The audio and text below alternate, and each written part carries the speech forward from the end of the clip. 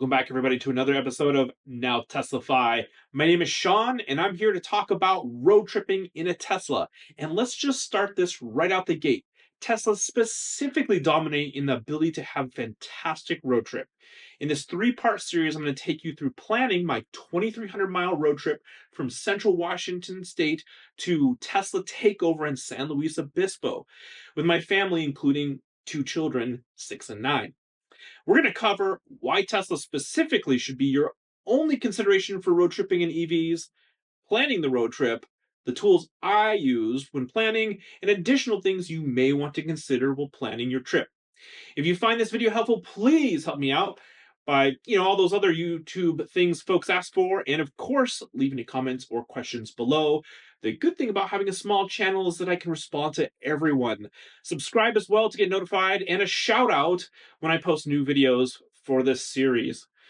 I'll also have chapters broken out so you can jump to a specific part of the video that you're most interested in. And if you're considering buying a Tesla, use my referral link below to get up to $1,000 off and 3 months of full self-driving, which is part 2 of this video as a sneak preview. Now let's get started.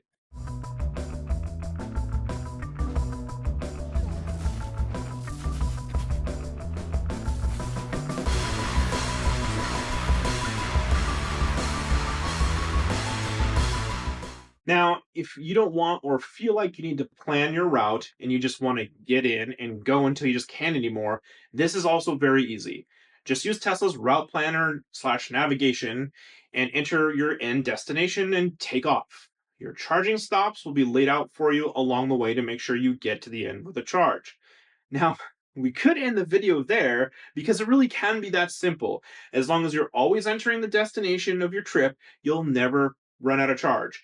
You'll always get to see how long you need to charge at each leg in your Tesla app will tell you when you have enough charge to continue.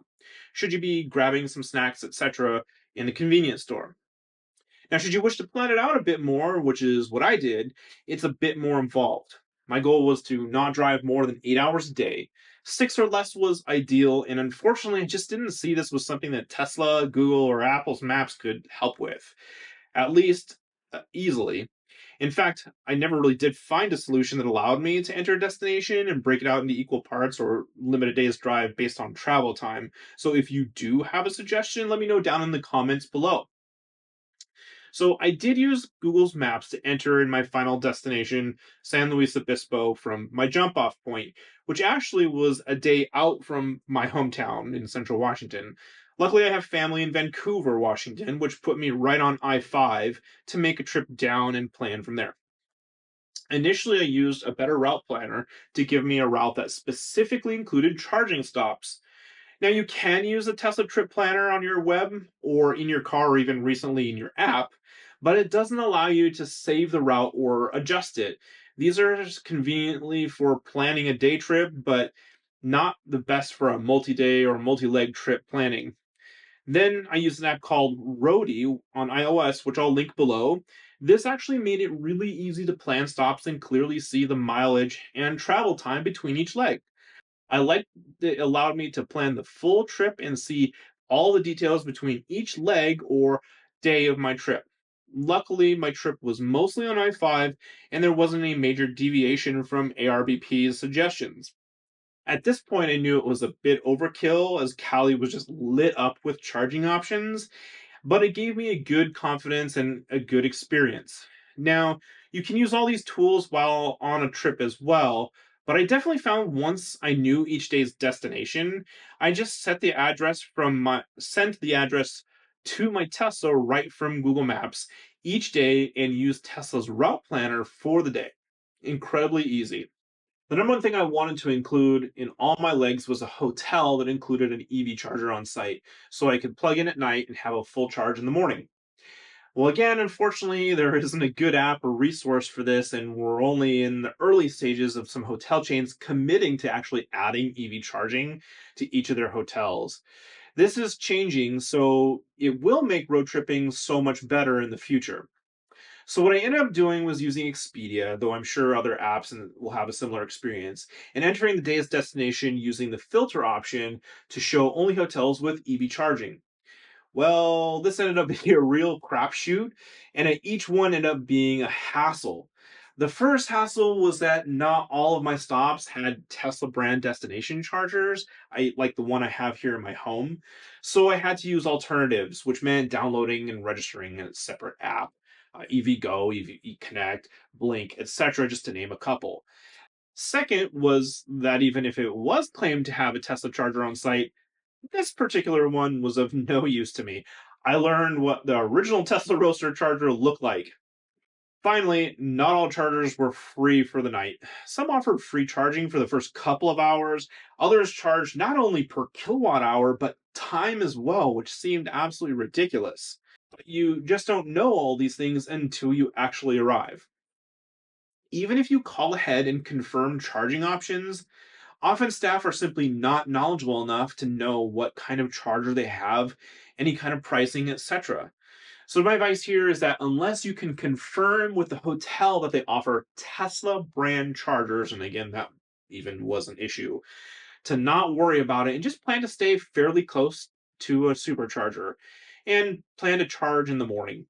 You may even be able to pick up some amazing off-peak prices and pay a little bit less than usual, or sometimes a lot less. As a bonus, a number of our tourist stop destinations, like the Jelly Belly factory, offer destination charging as well, and even a few of them were even completely free. Though again, you may have to download an app and figure out how to get it working. So that's what it's like to own a non Tesla EV, those apps. Again, another reason to just supercharge. So that's a wrap for part one of my planning my 2,300-mile road trip. Here's a quick review for you. Number one, Teslas are the best for road tripping due to supercharger network and the access to all the other chargers as well. And importantly, superchargers are fast. Often you're only charging for 10 to 20 minutes. Heck, you can even modify your route and change it a bit more if you want to spend less time waiting. Number two, planning your trip is as easy as using Tesla's built-in navigation route planner. You can get more granular and plan ahead using ARBP and Roadie to space out your days and legs. Then, number three, if you wish to plan around hotel charging, using the filter options within apps like Expedia may help. Again, probably a good idea to at least try and call the hotel ahead of time and ensure they have a modern Tesla charger on site. That's going to be the easiest for you. Alternately, of course, just stay within a few miles of a supercharger and you'll be great. Again, thank you so much for watching. Give me a thumbs up and hit that subscribe button if you enjoyed the video, found it useful, and of course use my referral link below if you're ready to buy a Tesla. You'll get some dollars off, I'll get some points, you'll get 3 months of full self-driving. Everybody wins. It's gonna be awesome. So my next video, I'll bring you along as we travel and I chat about using FSD and of course the charging experience, which you already know is gonna be awesome. Till next time, peace.